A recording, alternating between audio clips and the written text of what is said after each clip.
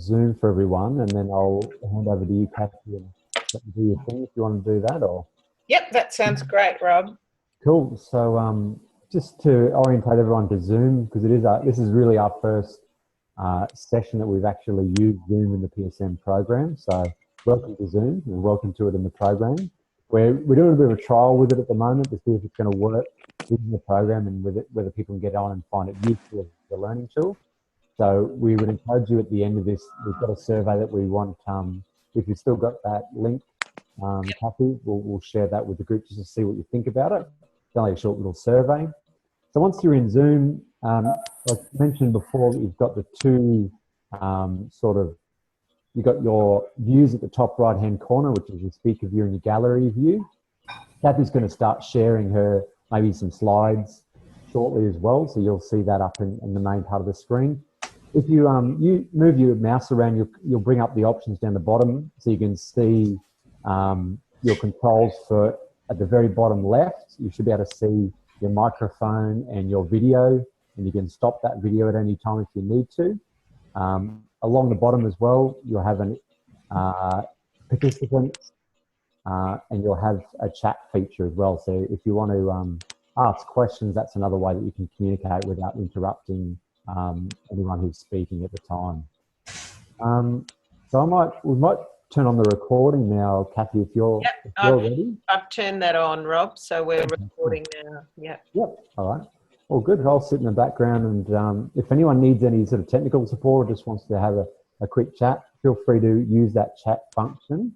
If anyone's really struggling and not working, if the technology is not working for them, please feel free to give QTI to your help desk a call. They'll be able to help you and walk you through it. So I'll put the number up in the chat window, but if anyone can't see that, it is 313, or we're all in Queensland, so 3138 4000. That again is 3138 4000. All right, pass over to Catherine now. Thank you so much. Now, I know we haven't got video of Sue and Karen, which is fine, but I can see the rest of you. Could I just get you to give us a thumbs up if you can hear at the moment, so that we know that we don't have to do any sort of excellent, wonderful. So again, apologies. Thanks, Rob. Apologies for me being in a dim place. We try and have our facilitators in reasonably bright places. There's two excuses. One is that I don't actually like people seeing my face, so I go in the dark. Not really true. But I'm in a hotel in Sydney and the lighting's quite bad, so I'm sorry about that. As Rob was saying, Zoom is quite new to the PSM program. We are, though, using it in another program that I'm involved in at the moment, which is a graduate certificate in coaching and mentoring, and pretty much Zoom is our method of delivery. They have an online platform, and then we get together with the students every week in Zoom. And though we won't have the option necessarily tonight to do this, there's a lot of pretty cool functions of Zoom. So for an example, I've got a little button that if I press it would put you out into random breakout rooms with 3 or 4 participants, where you can have a more interactive chat, given that with 19 or 20 people it's a bit harder for everyone to have a voice. And then at the other press of the button we come back in and debrief. So it's a really good medium that as we progress in the unit, we sort of say to people, if it would be useful between the workshop and the second assignment to run another Zoom session just to kind of connect and ensure that you're not feeling too isolated as you're working through the unit, then we're really happy to do that, as it's pretty easy to, find a quiet place, notwithstanding children and life and all the other things. But, we're pretty tolerant of that. I guess tonight what we'd hoped to do, and I'll put up a few slides shortly, and if you did see these, I've actually posted these on the Blackboard site as well in an announcement so that you could access those already. Really, it's an opportunity to connect. What we found in this unit, because you are required to complete an assessment piece before you make it to the first workshop, people like the opportunity to just check that they're on the right track to for us to kind of walk through expectations of the first piece of assessment. And the link that you would have used to this Zoom room tonight is actually what's set up as my Zoom account for QUT. So it's really simple. If you need 10 minutes chat at some point along the way through this unit, shoot me an email and we can quickly jump on Zoom and have a chat. And sometimes that just helps people to kind of get a sense of things. So I'll put the slides up just quickly and assume that you can see those. And really there's not a great deal of content in this. It's just to flick through a few things so that then perhaps more importantly we can give you an opportunity to ask a few questions or clarify anything that you'd like to. So I guess one of the things we want to talk through when we get to the interactive piece is just if there's any insights or questions about the DISC profile. We will spend some time on the first day of our workshop unpacking the DISC profile in a little bit more depth. But the really nice thing about the way that DISC bundles their reports now, they give you a reasonably comprehensive report that helps you kind of look at what is the insight for me, how does my style and preference influence my role as a leader, what are my real strengths, because that's something that we really focus on a lot, but similarly, what are the areas that if I overplay them might be blind spots for me. So for me, in DISC terms, I'm a high I with a secondary D. So sometimes I have to really be conscious that I talk too much, and in exciting conversations I have a habit of finishing other people's sentences. I think that's because I'm excited about getting involved in the conversation, but I'm conscious that if I'm leading people, they might read that as cutting them off or not listening properly. So just that real insight that every strength, if it's overplayed in certain situations, can become a blind spot. We also want to give you, as I said, the opportunity to think about the assessment one task, and at a higher level to just talk a little bit about the goal setting component, because though I know you're not thinking about the second piece of work yet, it's good to start mulling around some ideas of what might be your area of focus, and we can talk about that. So that's the kind of key things for me, plus anything else that emerges as an important question for you. So the DISC model, we're not going to spend a lot of time on this, as I mentioned, we'll do this in the workshop, but just at a really high level, what DISC is and the deliberate reason that we use DISC as opposed to MBTI or some other tools that I'm sure many of you have been profiled within an inch of your life in various programs and recruitment processes and all that sort of stuff. DISC is, the beauty of DISC is it offers two things. First, it helps me with building my own self-awareness of my style and preference. But almost as importantly as a behavioural profile, it gives me clues as to when I might need to operate in different ways in different circumstances. So as an example, one of the things that we know about preference is we tend to influence from our own quadrant. So if I have a really high level of conscientiousness, if I'm highly analytical and detailed in my thinking, and I need to influence a senior stakeholder or a colleague, I'll tend to do it from that position of analysis and detail. And I guess, Dominic, you might have a view on this, but at times, if I'm trying to engage someone who doesn't have that level of detail, and one of the traditional tension points in large organisations can be highly technical people trying to engage people who work in strategy or sales or something. So if I'm trying to influence someone who doesn't have that level of detail, not only mightn't I win them over, I might also distance my relationship from them, if that makes sense. Yeah, certainly from my experience, I'm very much in the, I think it was the C space. Yep. So I'm very much a sort of very steady, methodical sort of thing. Very much in the support of other people. Yep. Naturally, in the field that I'm in IT, in the support phase, that's very much my space and that sort of thing. Typically, the people I need to sway or persuade are normally more dominant characters. They tend to be the other leaders of the organisation, Yeah. the general managers, the directors, and that who are themselves trying to drive their own goals, their own reach their own achievements. And perhaps, you know, from an ICT perspective, I've got to try and convince them of the need to do things a certain way. And quite frankly, you know, for their day-to-day work, they're not interested. They don't need to have the interest. So yeah, that's one of the challenges in my day-to-day role.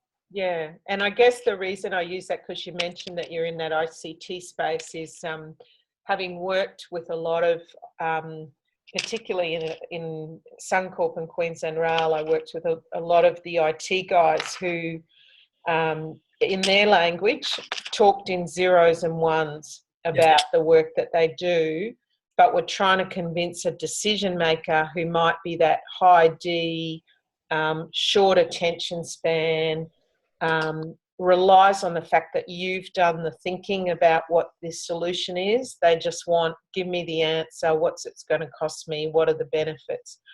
And if I'm that high dominant person and I don't understand that someone with high conscientiousness needs to kind of lay out for me the evidence and the proof, I can also come across as rude or disrespectful if I'm not reading, say, the report that you've pulled together of the evidence around.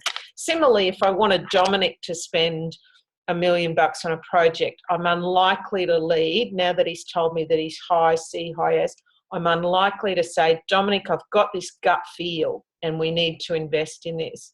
I'm going to know that to influence Dominic, coming with proof or evidence or a business case that shows where something has worked before will actually leverage a lot more good intention and influence than perhaps just going, I've got a gut feel, trust me, you know, I'm all over this. So yeah, the other factor I find as well is being in the field that I am and dealing with my employees is that typically, you know, we've got quite a range of IT guys. You know, ordinarily people assume that they're backroom guys, they sit in the corner and they just take away the computer. But there are very different personalities to deal with in there. So bringing decisions of the business or strategies of the business back to that group who are, you know, focused probably not on day-to-day core business delivery. They're actually focused on the underpinning systems. yes. You know, and translating that into something that means something to them, again, is a bit of a challenge. And so, you know, I guess one of the things that we see as really useful with DISC as a behavioural profile rather than a personality profile is that we can influence our behaviour. We can understand when to shift things a bit and try something different. And so I guess part of that first assessment, which is building your own profile, is among the other things that you're exploring in the first few modules, just, you know, what are the insights about this process for me? What did I learn about myself? But how does it also play out in terms of my leadership? In terms of the 4 quadrants, really, really quickly, I guess one of the quick and dirty things, if we look at, say, the high dominance, it's often referred to as the Nike quadrant or the just do it quadrant. So fast paced, tend to like to be in charge, don't really mind if they shake the tree a little bit. Really what they don't like is not being in control or being told what to do. So it's not a negative thing. It's a great attribute for taking the lead, for making great decisions, for managing risk. But if overplayed, can come across as, you know, blunt, direct, those sorts of things. The high influence is often referred to as the cheerleader quadrant.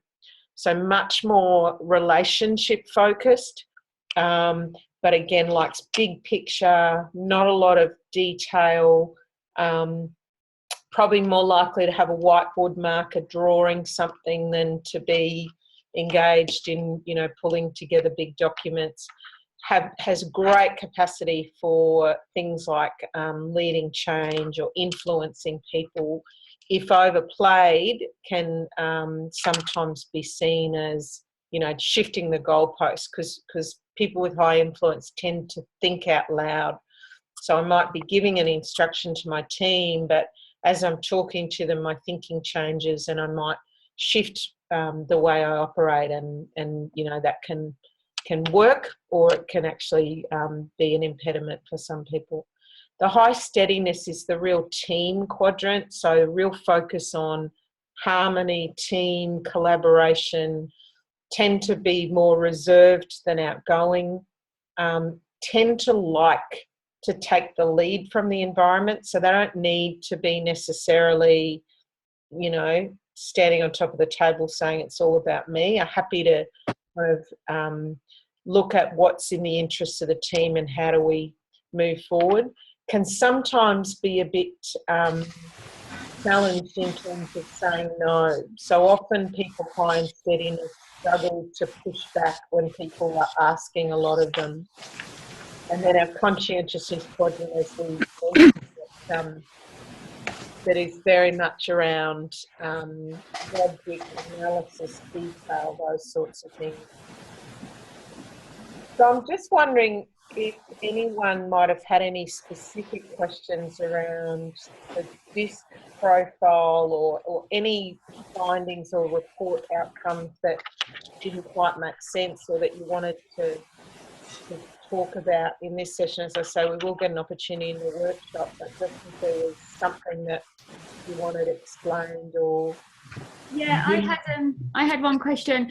In the my DISC profile, for your priorities, I had like 4 priority areas, and I was just thinking, for the assignment, can I just focus on a couple, because you've only got 1,500 words? Yeah.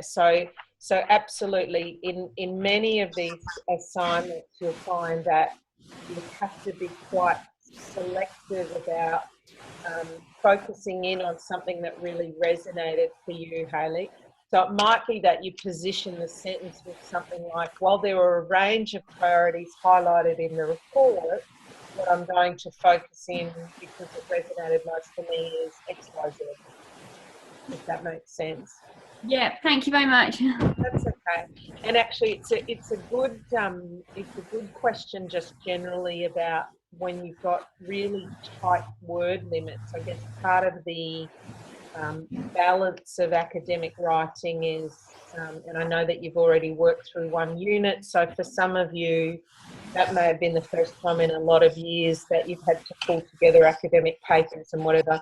It is about just putting yourself in the reader's shoes, in terms of if you're making those sorts of decisions about what's in or out, just try and lead the reader through what we call signposts.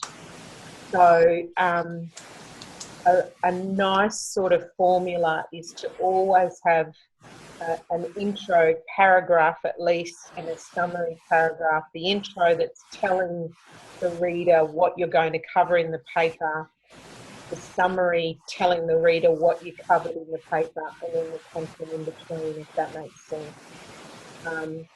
Because often people will jump straight into an analysis of an element of their profile or something, and out of context it can kind of feel a little bit clunky if you're looking at it as a piece of work. Were there any other questions about the profiling tool before we moved on more generally to the sort of... Just a quick one for myself. I was, as I said earlier, I was in the sort of steadiness quadrant, and with a little bit in the influence, a little bit in the conscientiousness. Yeah. And there was a band of striped values going across the dominant side. Sure. Now, my assumption is that they're possibly learned responses. I did get quite a lot that were, the report highlighted quite a few factors where I didn't answer the typical way for my type. Yes, yes. And my assumption is that that's just from experience and having to pick up other factors, but I don't know if I'm on the right track with that. Yeah. So the tail, those stripes, and some of you might have got that, is where some of your responses were atypical for your dominant quadrant. And if you buy into the whole idea of emotional intelligence or social competence, it is that we drift in and out of all of these quadrants all the time. And keeping in mind that preference isn't about capability. So as I say, I tend to be high in influence. My conscientiousness, true confessions, can be is quite low, very low, has always been low. However, if I have to edit a journal article or mark an assignment, I turn that hat on deliberately and focus on that. But it's probably not, if I was to talk about what are the things that I love most about my work, probably that high detail isn't me. But when it's important, I flick to there. So Dominic, quite possibly because of your role having to have at times a decision-taking element or an assertiveness element, those stripes are showing some of those learned behaviours, which feeds into the bottom two quadrants of the emotional intelligence map of social awareness and social skills. So knowing when to play those elements of behaviour when they work for me if I need to influence. Yeah. Okay, thanks. Okay. So I'll talk through briefly the personal profile, and maybe it's useful to think about some of the sort of common questions that we have. So basically, there's a couple of things that are different about this assignment compared to perhaps other academic pieces. The first being that you're the subject of the assignment. So what's unusual about that is that it's quite okay to speak in the first person. So it is about I and my insights. It is a personal reflection. So that's quite okay, and that comes up sometimes as a question. I guess what we're really looking for is, firstly, what were the insights about yourself? What did this tell you about who you are, both as a leader and as a person? And what we're really interested in, that second piece, is about what are the strengths and values that are most important to you in your role.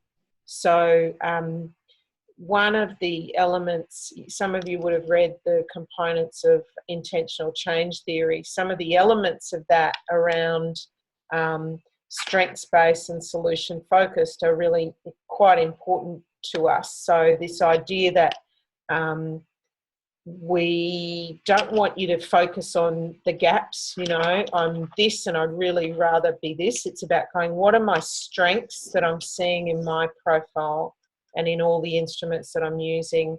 What is the feedback I'm getting to others about my strengths? And then almost how would I like to broaden my range? What are the things that I'd like to keep focusing on as I navigate my leadership journey? So the development plan doesn't have to be about, you know, what I'm bad at and fixing myself. It can be what I'm good at and want to strengthen, or what are new skills that I'd like to focus on quite deliberately. The other thing is about looking at how you interact with others within your team and also the broader organisation. So how does your leadership practice play out in the context of your current role, if that makes sense? And one of the things that that we'd really like you to do is to make sure when you're writing at any time that you have your CRA document right beside you. I always encourage people to have a hard copy printed out beside them on their desk, because we'll often, it's the rubric that sort of tells us how to evaluate and mark the piece of assessment, and it's developed in line with the criteria for the unit. And sometimes people might give us really beautifully crafted pieces of work, but they've actually asked a different question to what we've asked of them. So be really guided by that left-hand column of the CRA that talks about what a really strong assignment is looking for, and how, you know, you might make sense of that. And then probably the other piece that it talks about there in terms of identifying strengths and areas for further growth, and then how you justify that with readings and models. What a really strong paper looks like is one where there's the theory is sort of woven through the conversation. So I was talking to someone recently who's doing one of our MBA units, and it's sort of a similar assignment of taking 360 feedback and then developing a development plan from that. And in their heads, I think they thought they had to put every single theory and model that was in the learning guide and the notes into their assignment. And so it kind of read as this patchwork quilt that didn't get into any depth. So Hayley, as you've sort of highlighted, it'll make more meaning for you to dig deeper into one or two things than to try and cover everything. So that integration of theory doesn't mean you have to agree with the theory. In fact, we love it when you sort of say, well, you know, I read this and this and this, and I kind of actually am challenged by the thinking of this model because for me it doesn't make sense for whatever reason. But it is about sort of integrating and demonstrating that the reading that you've done has informed your thinking about the piece of work, if that makes sense. And I think that's all fairly standard. Probably just that last point that on taking your profile to your development plan. Some people say to us, is there a template for development planning? Do we need to, you know, include something specific? I guess if you think of a development plan in its broader context, it's about saying, you know, what is it that I'm trying to work on? And why might that be important for me? Why will that add value for me in my leadership role? Sometimes people will, because, you know, some people will go, well, a development plan to me is a table with 4 columns and it says this and this and this and this.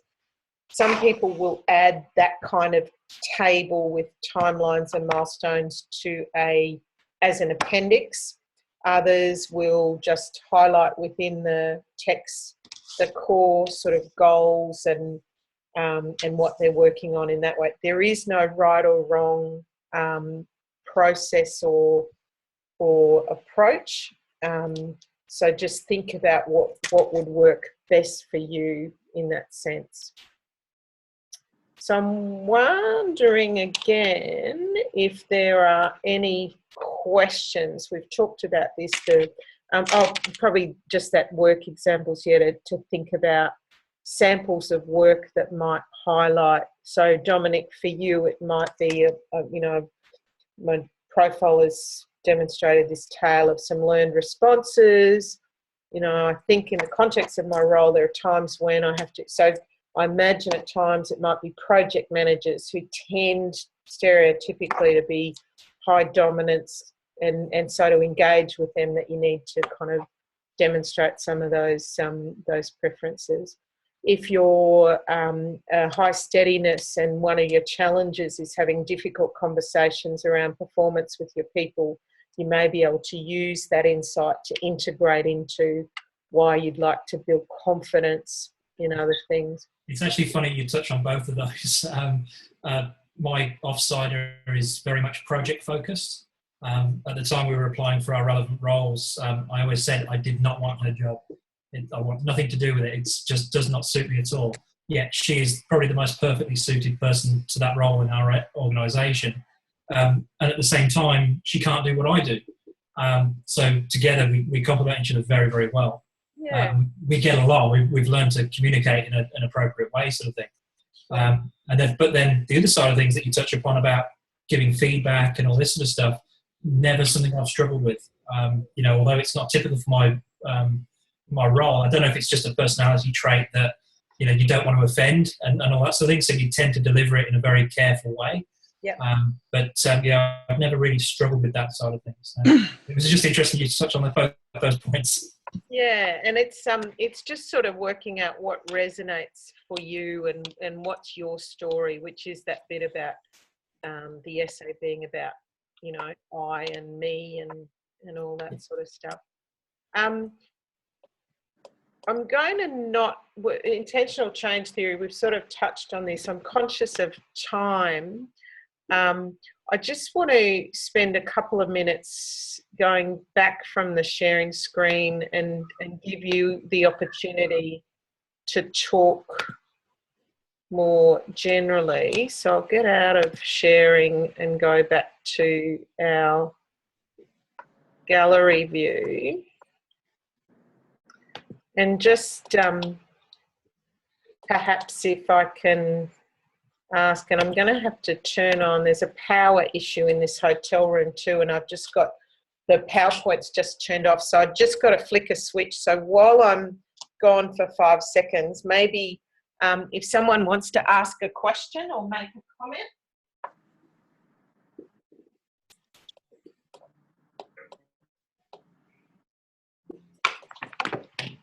No brave souls, Kathy. No brave souls. This is the part where we play Let's Volunteer You. And the awful thing is I get to see your names. I talk too much already. So are people feeling reasonably confident about the first assignment? You sort of... Yes, okay. Maybe if I just had a quick question. Do we have to do it, say, 50% on the first A and 50% on B? So do you want, word-wise? Not necessarily. Again, I'd just be guided by that CRA document to kind of make sure that some people kind of weave those two elements together. Others like to structure it with, I'm now answering part A and there's no real definite view, but just what we're looking for is what are the insights that I have about myself as a leader, and from there, what's the focus of my development? What are the things that I'd like to work on? And not just for the next few months, but also across the life. Most people will have a 12 to 18 month plan. At least some people bite off bigger things because they might have a development plan that has a longer term career goal, and that's fine too. It's then how you might break that down.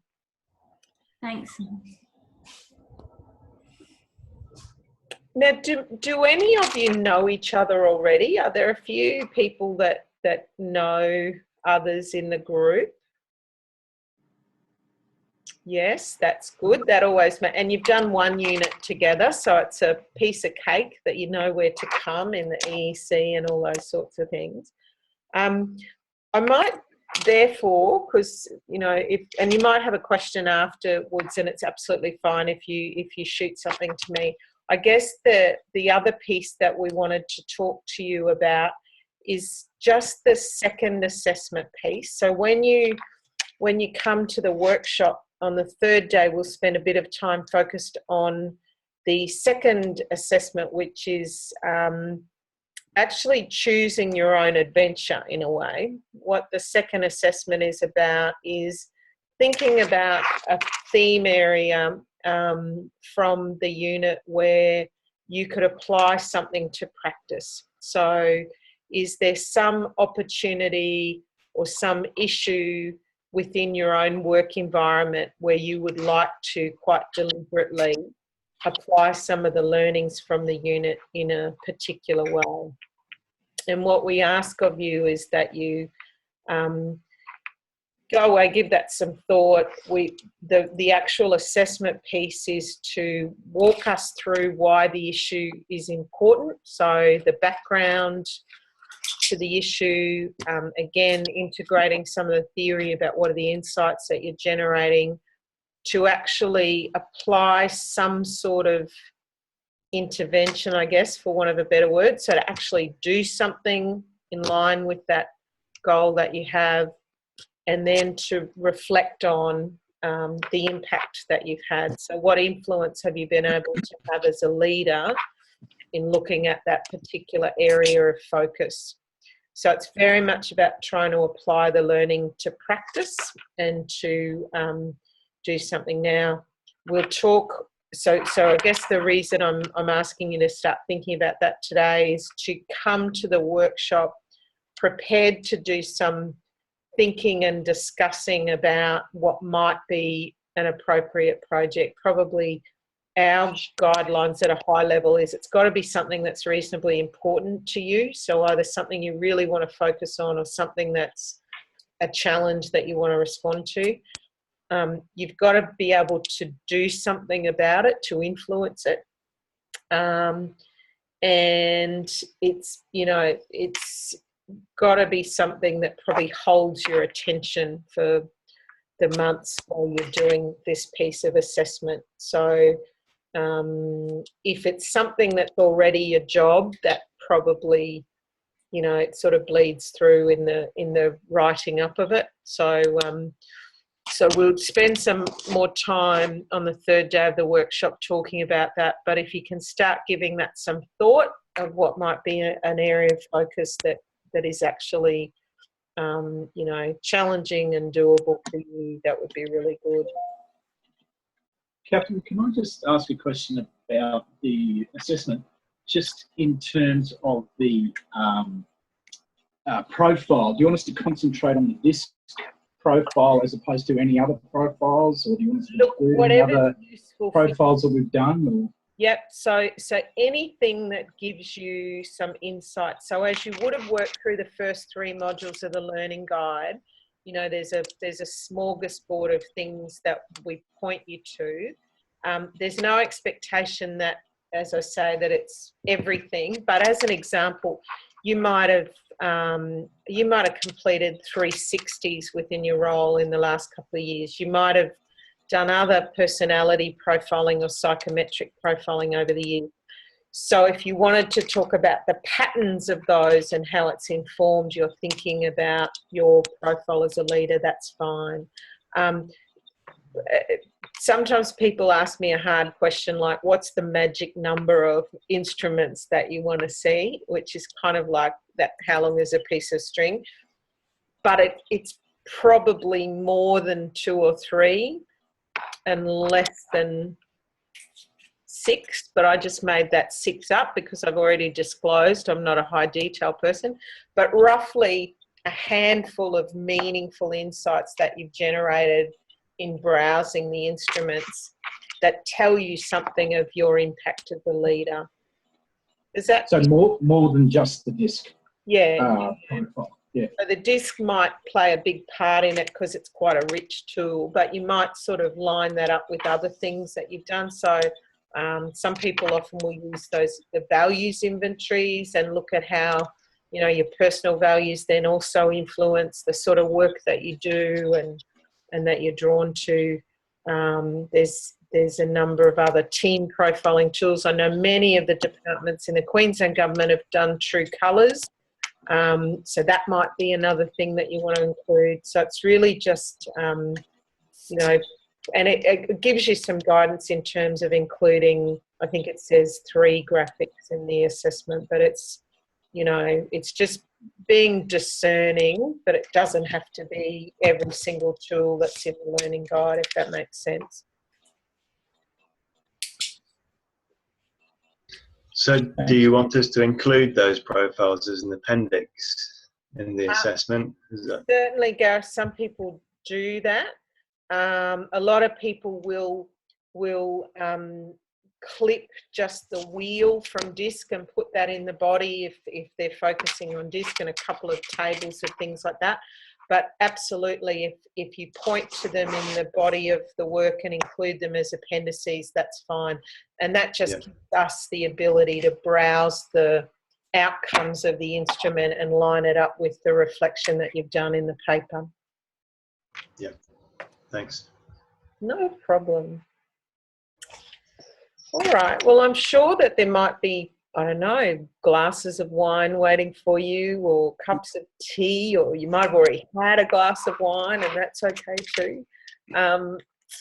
But certainly, if, as I said, if there's any other questions, or you've got my email address, or you can shoot announcements through Blackboard. Yammer, I know some people use Yammer, some people don't, but we certainly get notified when people post to Yammer. So whatever the most useful tool for engaging with us, don't be afraid to pick up the phone.